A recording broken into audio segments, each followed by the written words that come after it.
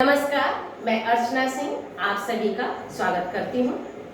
UP board के जो result हैं कक्षा 10 और 12 के वो आ चुके हैं।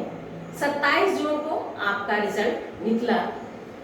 जो बच्चे पास हो गए उन सभी को मेरी शुभकामनाएं, और जो किसी भी कारणवश असफल हुए हैं वह उसे अपनी असफलता न माने, बल्कि वो यह माने कि उन्हें एक और मौका मिला है अपने आप का मूल्यांकन करने का, अपने आप को सुधारने का और अपने आप को पुनः सफलता वाली सीढ़ी में ले जाने के लिए। बच्चों, बहुत ही चिंता का विषय है कि हिंदी जो कि हमारी मातृभाषा है, उस हिंदी विषय में 8 लाख परीक्षार्थी अनुत्तीर्ण हो गए, यानी फेल हो गए। इस फेल होने के पीछे कारण क्या है, उस कारण को हमें समझना होगा। जब तक हम अपनी असफलता के कारण को नहीं समझते तब तक हम सफलता को प्राप्त नहीं कर सकते।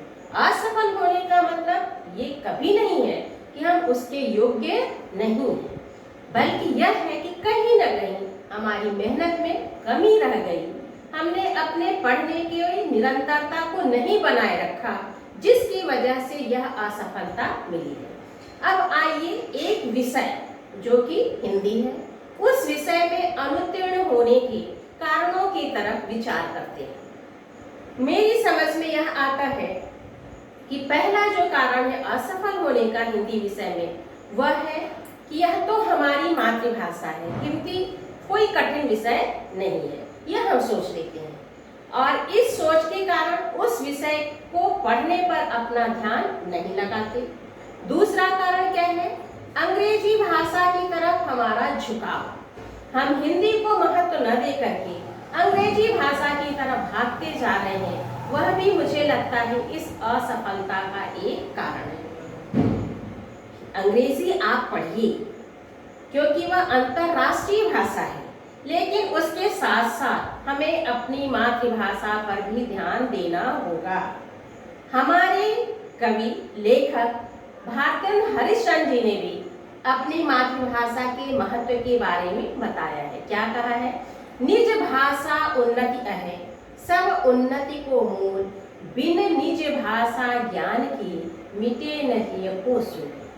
जब तक हम अपनी भाषा में उन्नति नहीं करेंगे, अपनी मातृभाषा का विकास नहीं करेंगे, तब तक हम किसी भी प्रकार का विकास नहीं कर सकते। विकास तो छोड़िए, जो हमारे हृदय का सूल है, जो हमारे हृदय की पीड़ा है, उस अपनी पीड़ा को भी दूसरों के सामने व्यक्त करने के लिए हमें अपनी मातृभाषा ही चाहिए। आपने देखा होगा, बच्चे जब छोटे हुए बोलना शुरू करते हैं तो वह पानी नहीं कहते, मम करते हैं, और उससे हम समझ जाते हैं कि वह बच्चा पानी मांग रहा है, और धीरे धीरे वही बच्चा मातृभाषा को सीखने लगता है और बोलने लगता है। मातृभाषा क्या है? हमारी माता की भाषा, जिसे हम जन्म से सीखते हैं। अगर बच्चा हिंदी भाषी क्षेत्र में रह रहा है तो वह बिना सिखाए हिंदी बोलना सीख जाता है। अगर वह तमिल में है, कन्नड़ में है, जहाँ जिस प्रदेश में जो भाषा बोली जाती है, उस भाषा को बच्चा आसानी से सीख जाता है। हम आप हिंदी भाषी क्षेत्र के हैं, हमारी मातृभाषा हिंदी है, इसलिए हमें हिंदी के विकास पर, हिंदी के अध्ययन पर विशेष ध्यान देना होगा। एक और कारण है कि कक्षा 8 तक हम उत्तीर्ण हो जाते हैं। ठीक है, आपको प्रमोट कर दिया गया, लेकिन क्या आपको उस भाषा का ज्ञान है? हिंदी सबसे कठिन भाषा है।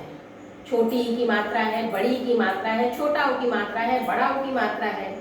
अपने से बराबर वालों से बात करते हैं तो तुम कहते हैं, अपने से बड़ों से बात करते हैं तो आप कहते हैं। इस तरह से स्त्रीलिंग के लिए अलग, पुल्लिंग के लिए अलग, एक कठिन भाषा है।